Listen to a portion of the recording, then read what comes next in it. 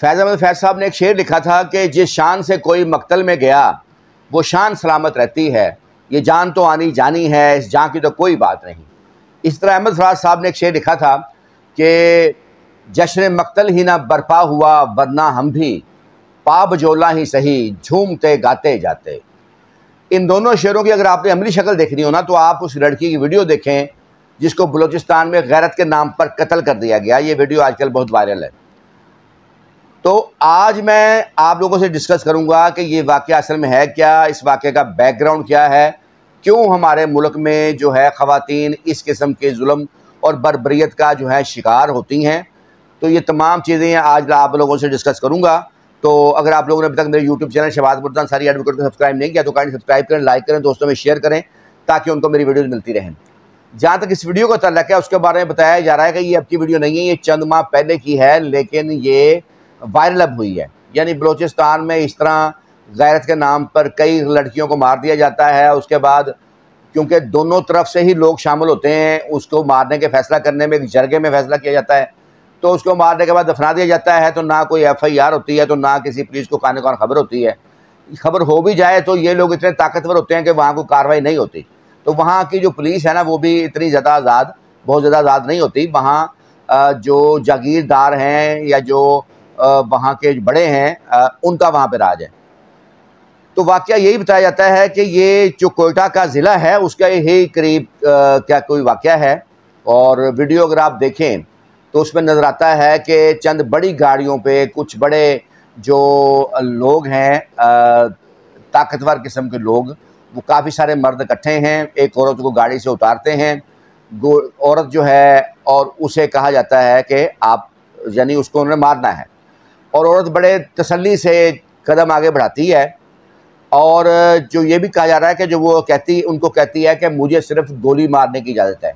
मतलब वो ये कहना चाह रही है कि मुझे आप सिर्फ गोली मार सकते हैं, मगर मुझे जो है ना तो मेरी बेहुरमती कर सकते हैं, ना मुझे टच कर सकते हैं, ना मुझे आप जो है कोई गालम गलोच या वैसे कुछ कह सकते हैं। गोली मारने की उसने कहा जी आपको इजाज़त मेरी तरफ से है, वो आप मार सकते हैं। फिर वो चंद कदम बढ़ाते हुए आगे बढ़ती है, पहाड़ इर्द गिर्द नज़र आ रहे हैं, कुछ दूर जाके वो खड़ी हो जाती है।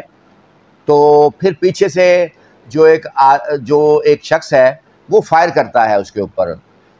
2 फायर पहले मारता है उसको, वो खड़ी रहती है 2 फायर लगने के बावजूद, तीसरे फायर पे वो गिर जाती है। उसके बाद भी उसको गोलियां मारी जाती हैं। तो ये बर्बरियत की एक अनोखी दास्तान थी जो कि देखने को आई। इससे बड़े जुल्म होते होंगे, लेकिन चूंकि उनकी वीडियो नहीं बनती इसलिए वो हम तक पहुंचती नहीं है ऐसी चीज़ें। तो इसकी चूंकि वीडियो बन गई है तो इसलिए अगर ये वीडियो ना बनती तो जिस दलेरी से, जिस खंदा पेशानी से, जिस शान से उसने मौत को गले लगाया, और उसके हाथ में कहते हैं कुरान भी था और उससे कुरान ले लिया गया और औरत से। तो अब वाक़या यही है कि उसने अपनी मर्ज़ी की शादी की थी, वो अलग रह रही थी अपने शौहर के साथ, लेकिन उसको राजीनामे के बहाने बुलाया गया और उसके बाद जरगा, एक सो कॉल्ड जरगा किया गया। उस जरगे के नाम पर उसको मार दिया गया। उस जरगे में फैसला किया गया कि उसको मारना चाहिए क्योंकि इसने हमारी जो बलोच रिवायत है जी उसको नुकसान पहुँचाया है, और उसको मारने का फैसला कर दिया गया। तो ये है जी स्टोरी। अब मैं बताऊं, ये खैर सिर्फ बलूचिस्तान में नहीं है, इस तरह के कत्ल पंजाब में भी होते हैं, सिंध में भी होते हैं, ये खैबर पख्तूनख्वा में भी होते हैं। अच्छा, ये जो मसला है ना, ये मसला होता है अना का। दूसरी बात ये होती है कि इसमें जो फ्रंट पे आगे आगे लोग होते हैं ना, वो लोग कौन होते हैं? वो कज़न वगैरह लड़की के होते हैं जो लड़की की चाहत में गिरफ्तार होते हैं, लेकिन लड़की चूँकि किसी और शादी कर लेती है तो वो फिर ये उसको मारने के चक्कर में आगे आगे होते हैं, क्योंकि असल उनको रंज अपना और दुख होता है कि उनसे शादी उस लड़की की नहीं हुई होती। तो ये असल सूरत ये होती है। फिर एक और भी बात ये है कि आज हमारे जो मुआशरे में हमने औरतों को किताबों में हकूक़ दे दिए हैं, लेकिन अमली तौर पर औरतें आज भी अपने हकूक़ के लिए जद्दोजहद करती हुई नज़र आती हैं। हमारे कानून देखें तो औरतों के हकूक़ मर्दों से कहीं ज़्यादा हैं, किताबों की हद तक या कवानीन की हद तक। औरत रकम की डिग्री में गिरफ्तार नहीं हो सकती, मर्द हो सकता है। औरत जिस्मानी रिमांड पर जेल नहीं जा सकती सिवाय सिर्फ 2 मुकदमात के। मर्द हर फौजदारी मुकदमे में जेल जा सकता है, तो थाने जा सकता है जिस्मानी रिमांड पे। औरत नहीं जा सकती, औरत सिर्फ 2 मुकदमे में जा सकती है। इसी तरह वरासत का जहाँ तक तल्लक है, मर्द को महरूम कर दिया जाए वरासत से तो कोई कानून नहीं है, लेकिन औरत को महरूम करेंगे तो 10 साल सज़ा है उसकी महरूम करने की। इस तरह ज़मानत के मुकदमात में भी औरत को रियायत हासिल है। इसी तरह फ्रॉड की सूरत में अगर कोई औरत के साथ फ्रॉड होता है, उसकी जायदाद ट्रांसफ़र होती है किसी और के नाम, तो बारह सबूत मर्द पर होगा या बेनिफिशरी पर होगा कि वो साबित करे कि उसने फ्रॉड नहीं किया, औरत पर बारह सबूत नहीं होगा।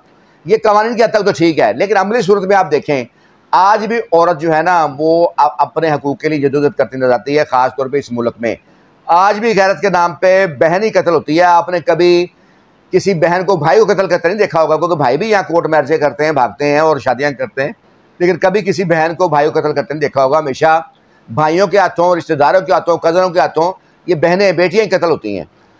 इसके अलावा आप जदादों से भी देखें, जदादों को भी देखें, विरासती जदादों से, तो कभी बहन को के पाँव में पगड़ी रख कर, कभी जो है उसको वास्ते देकर, कभी उसको वैसे रोक दिया जाता है हिस्सा लेने से, और कभी ज़बरदस्ती उसको हिस्से से रोक दिया जाता है, कभी उसको फ्रॉड से उसका इंतकाल उसका नाम नहीं चढ़ाया जाता तो उसको महरूम किया जाता है जदादों से। कभी ये नहीं हुआ कि बहन ने भाई को जदाद से महरूम किया हो, तो हमेशा बहनें ही महरूम होती हैं विरासती जदादों से। तो ये हमारे मुल्क का एक अलमिया है।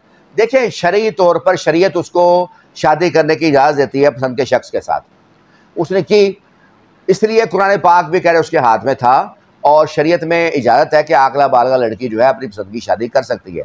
और तकरीबन वो कह रहे 1.5 साल का अरसा भी हो गया था उनकी शादी को, लेकिन इसके बावजूद उसको धोखे से बुलवा के उसको बेदर्दी से मार दिया गया। ये क्या ये जायज़ है कि आप किसी को साथ को धोखे से बुलवाएं झूठ बोल के और बाद में उसके साथ धोखाधड़ी करें और उसको मार दें? क्या ये जायज़ है? क्योंकि वो तो एक किसी के अल्फाज पर एतबार करके आई होगी, या उसका शौहर किसी का अल्फाज पर एतबार करके आया होगा। तो क्या ये जायज़ है? क्या किसी को कत्ल करना जायज़ है? शरीयत में कहीं लिखा हुआ है कि आप किसी को कत्ल कर सकते हैं खुद ही फैसला करके? हमारे मुल्क में अदालती निज़ाम राइज है, लेकिन ये एक बदतरीन मिसाल है देखने के लिए कि इस मुल्क में औरत कितनी बेबस है इनफैक्ट दर हकीकत। फिर आखिर में ये जो कत्ल है ना, ये पहली बार नहीं हुआ मोहब्बत के नाम पे या शादी के नाम पर। अब्बास ताबिश का आखिर में खूबसूरत शेर में सुनाऊंगा। ये मोहब्बत की कहानी नहीं मरती, लेकिन ये मोहब्बत की कहानी नहीं मरती, लेकिन लोग किरदार निभाते हुए मर जाते हैं।